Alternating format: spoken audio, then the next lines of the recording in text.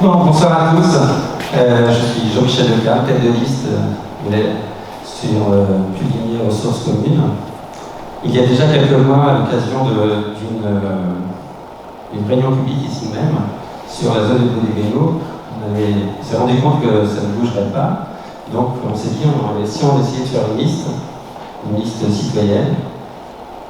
Et donc c'est ce qu'on a réussi à faire en quelques mois, quelques semaines. Et en plus on a réussi à faire un programme, ce qui n'était pas évident, parce que c'est beaucoup de travail. Donc on a réussi à faire toutes les démarches administratives, et puis on s'est présenté. Et on a réussi à faire 13,58 pour des inconnus, c'est pas si mal. Surtout dans un contexte qui était marqué par un confinement, il y avait beaucoup d'abstention. Et en partant du principe que tout le monde a été affecté de la même façon avec le confinement, on est arrivé quand même à 13,58, c'est ce qui, pour les inconnus, n'est pas si mal. Donc je voulais remercier les gens qui ont voté pour nous, qui ont cru à nos idées, et 13,58%. Alors, maintenant, pourquoi sommes-nous au deuxième tour? Avec 13,58, on ne devrait pas être là. Enfin, juridiquement, au-delà de 10, on peut être là, mais on aurait pu fusionner.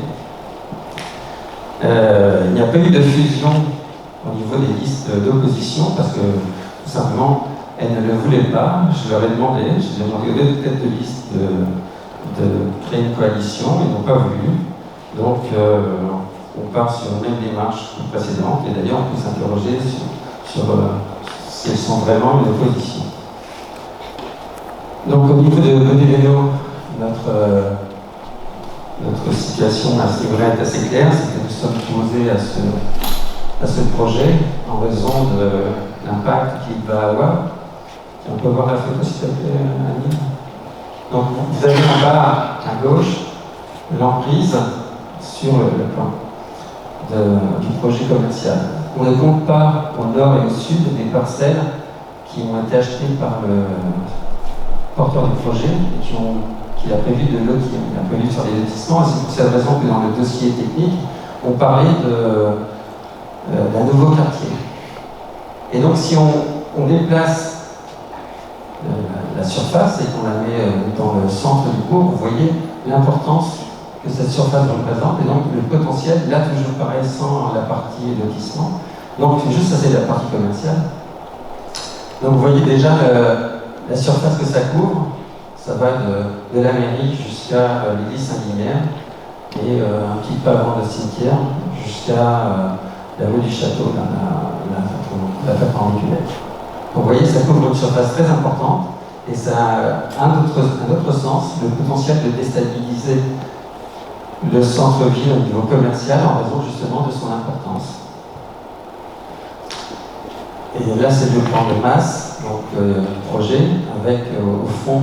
La route est en bas, avec le fameux point. Tout en haut, vous avez le supermarché. À gauche, vous avez Lidl, le bricolage. Le petit triangle, c'est la pharmacie. Et de l'autre côté, vous avez tout un bloc d'une société civile immobilière de la presqu'île de Ruiz qui veut acheter ça pour faire ce qu'on appelle des cellules, c'est-à-dire des emplacements pour des commerces qui font entre 600 et 800 mètres carrés avec la possibilité de descendre jusqu'à 300 mètres carrés. Et en bas, l'espèce de petit ovale, c'était la cave à pierre. Juste à côté de la route, là c'est la cave à pierre. Donc c'est un gros projet.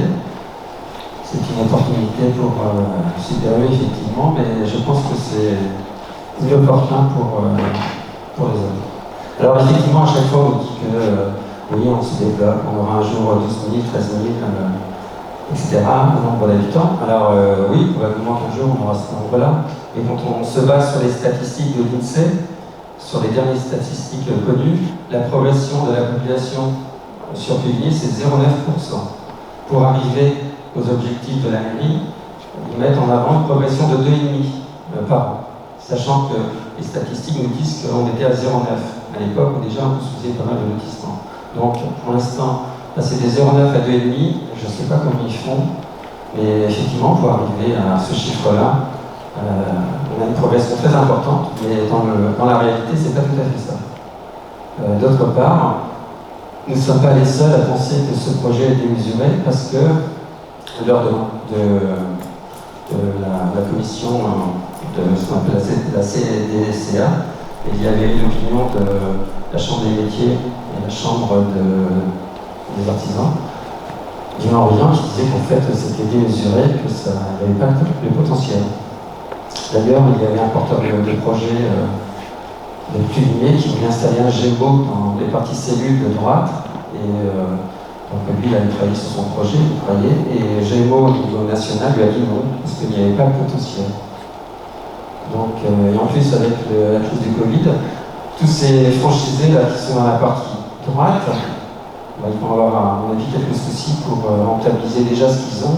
Donc avant de venir sur Cuvier, il y aura du temps qui va se passer. Voilà.